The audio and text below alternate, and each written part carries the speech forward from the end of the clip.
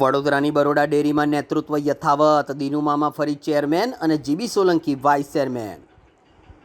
બરોડા ડેરીના ચેરમેન અને વાઇસ ચેરમેનની ચૂંટણીમાં આખરે નેતૃત્વ યથાવત રહ્યું છે।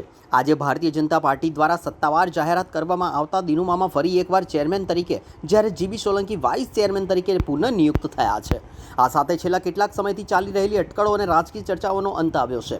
હાઈકોર્ટના આદેશ બાદ બરોડા ડેરીની ચૂંટણી જાહેર થતાં નવા ચૂંટાયેલા બોર્ડના ડિરેક્ટરો માટે આગામી નેતૃત્વને લઈને રાજકીય ગતિવિધિઓ તેજ બની હતી।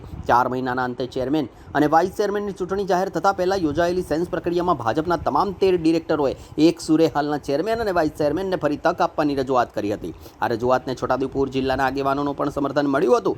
આ દરમિયાન ભાજપના 13માંથી 10 ડિરેક્ટરોને ઇન્ચાર્જ જિલ્લા રજિસ્ટ્રાર દ્વારા નોટિસ ફટકારવામાં આવતા રાજકીય વર્તુળોમાં વિવિધ ચર્ચાઓ શરૂ થઈ હતી। જોકે ચૂંટણી પૂર્વે ભાજપે સત્તાવાર રીતે દિનુ મામાને ચેરમેન અને જીબી સોલંકીને વાઇસ ચેરમેન તરીકે જાહેર કરતા તમામ અટકળોનો અંત આવ્યો છે। પુનઃનિમણૂક બાદ બરોડા ડેરીના સંચાલનમાં સાતત્ય જળવાઈ રહેશે તેવી અપેક્ષા પણ વ્યક્ત કરવામાં આવી રહી છે।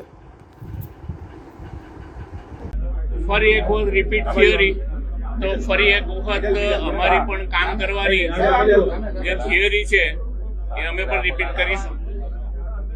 ધારાસભ્યો નારાજ છે, આયા નથી કોઈ ધારાસભ્ય, ઘણા બધા ધારાસભ્યો એવા છે કે જેને ધારાસભ્યો નારાજ નથી, પણ ચૂંટણીની તારીખ નક્કી થાય તો ડિરેક્ટરોએ હાજર રહેવું જોઈએ અને ગાંધીનગરમાં મિટિંગ હોય અને જરૂરી મિટિંગ હોય ત્યારે ધારાસભ્ય શ્રી ગાંધીનગર પણ હાજર રહેવું પડે। મારા પર ફોન આવી ગયા બધાના, બધા બોર્ડની સાથે છે, કોઈ નારાજ નથી। બાપુ, હવે ડેરીનો વિકાસ કેવી રીતે આગળ વધશે? અત્યાર સુધી તો સારો ચાલતો, પરંતુ હજુ શું નવું છે? બસ અમારા પર આક્ષેપો તમે જે કહો છો એ આક્ષેપોના જે પથ્થરો ફેંકવામાં આવે છે એ અમે બધા ભેગા કરી રાખ્યા છે। હવે એ જ પથ્થરોના પગથિયા બનાવીશું અને બરોડા ડેરીને ઉપર લઈ જવાનો પ્રયત્ન કરીશું। નોટિસ પણ આપવા જે મળી છે, નોટિસ કેવી રીતે કાયદાકીય કેવી રીતે આગળ? નોટિસ જે મળી છે એ નોટિસ ઓડિટ પ્રક્રિયાનો એક ભાગ છે। ઓડિટ દરમિયાનમાં કોઈ ખામી જણાય તો એ ખામીઓનો સ્પેશિયલ રિપોર્ટ કરવાની ઓડિટરની ફરજ છે અને સ્પેશિયલ ઓડિટર રિપોર્ટ કરે તો પછી એના આધાર ઉપર આ જે સ્પેશિયલ રિપોર્ટ છે એના જે ઉપસ્થિત કરેલા મુદ્દા છે તેના અંગે કાર્યવાહી કેમ ન કરવી એની કારણદર્શક સૂચના આપવી એ જિલ્લા રજિસ્ટ્રારશ્રીનો અધિકાર છે ને ફરજ છે। એના ભાગરૂપે આ પ્રક્રિયા ચાલી રહી છે। તમારા બાજુ પોઝિટિવ ફેક્ટર કયું રહ્યું કે જેનાથી રિપીટ કરવા પડે? કયું પોઝિટિવ ફેક્ટર હતું કે જેના પોઝિટિવ ફેક્ટર તો એ છે કે છોટાઉદેપુર અને વડોદરા જિલ્લાના તમામ સાંસદ સભ્યશ્રીઓ, ધારાસભ્યશ્રીઓ અને અમારા ડેરીના ડિરેક્ટરશ્રીઓ તમામનો સૂર એક રહ્યો અને એને લઈ અને અમને પુનઃ રિપીટ કરવામાં આવ્યા। બધાની લાગણીને પ્રદેશ મોવડી મંડળે માન આપ્યું છે અને એ પ્રમાણે મેન્ડેટ આપ્યો છે। Thank you, all the best sir. અભિનંદન સર, ચાલો અભિનંદન। Thank you. આપ સૌએ બરોડા ડેરીની ચૂંટણી જોઈ। ચૂંટણીમાં પણ એક તરફી જ રિઝલ્ટ બધે મળ્યા છે। 13 ડિરેક્ટર એકબીજાથી જોડેલા છે, બધાને હાથે રાખીને ચાલેલા છે। ત્યારે કોઈ દૂધ ઉત્પાદક કે દૂધ ઉપભોક્તાઓ ત્યારે અહિત કરવામાં કોઈને રસ ના હોય ત્યારે પાર્ટીએ જે અમારી પર ભરોસો મૂકીને અમને રિપીટ કર્યા તેમ બધા પાર્ટીના તમામ આગેવાનોનો ખૂબ આભાર માનીએ છીએ। ડેરીના જે ડિરેક્ટરોની મંડળી પર 81ની નોટિસ આપી હતી એનું શું થશે આગળના દિવસો?